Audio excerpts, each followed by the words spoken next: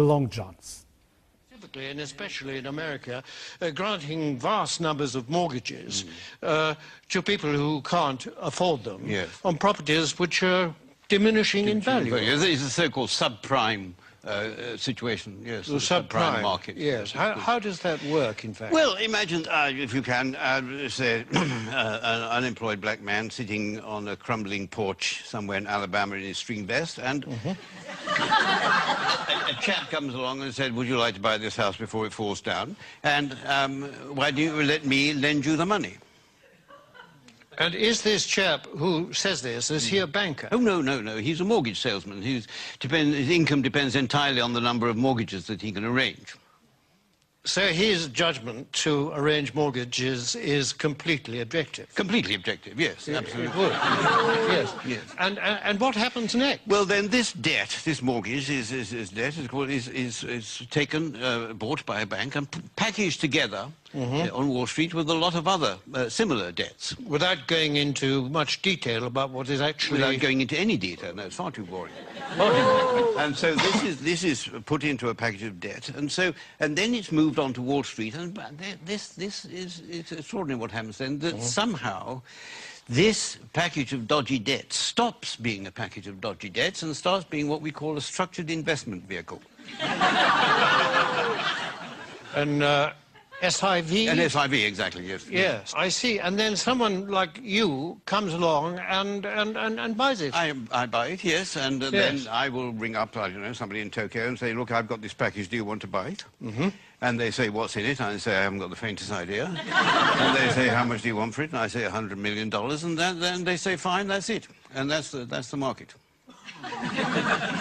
And presumably, this package, I mean, that kind of thing can happen several times to the same package. Possibly, yes. And every time it does, of course, then you, or someone like you, will get a fee and a markup. And a profit, yes. And so well, you can't expect us to do it for nothing. It's hard work, maybe.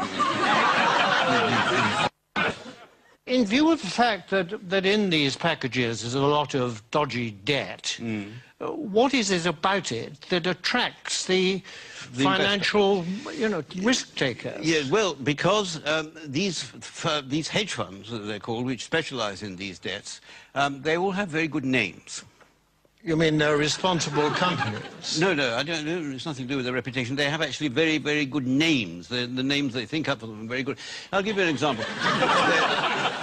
There's a very well-known American Wall Street firm called Bear Stearns, who have two of these hedge funds which specialize in these mortgage debts.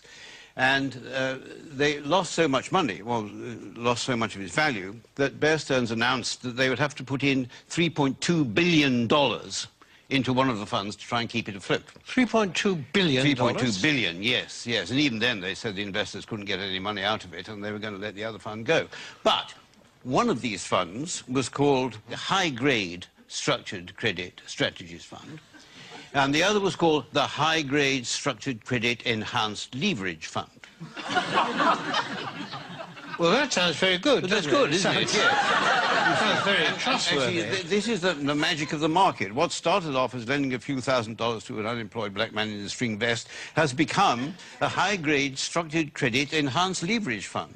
I like the sound of it. It is good. Well, it sounds very trustworthy. I mean, it's got good words in it. It's got words like high. High is good. High is good. Yes. Better than low, anyway, isn't it? Yes, absolutely. And structured is another good word. Very good. Enhanced is... I love enhanced. Enhanced is very, yes. I mean, I'd buy anything if it said enhanced. Absolutely, yes. Yes. It might have been different if it said the unemployed black man in the string vest fund, but yes, because then alarm bells might start to ring. But despite these very plausible names, surely the reality is that the people that lent all this money have been incredibly stupid. Oh, no. The reality is that what was stupid is, at some point, somebody asked how much money these houses were actually worth.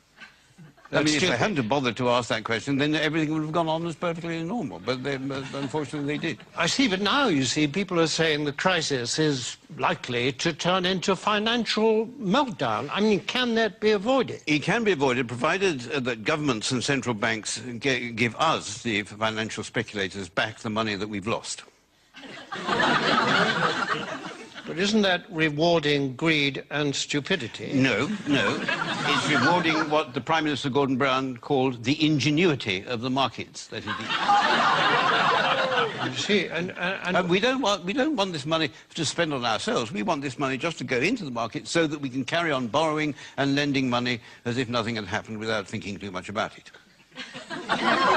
Yes, but if the worst came to the worst and you didn't get this money, what then? Well, then there'd be another market crash, and then I would say to you what people like me always say, that it's not us that will suffer, it's your pension fund. Thank you very much, George Parr. A pleasure. Soa a coisa conhecida, não soa? Pois soa, isto é muito bem explicado. Não é preciso dizer mais nada. Até para a semana.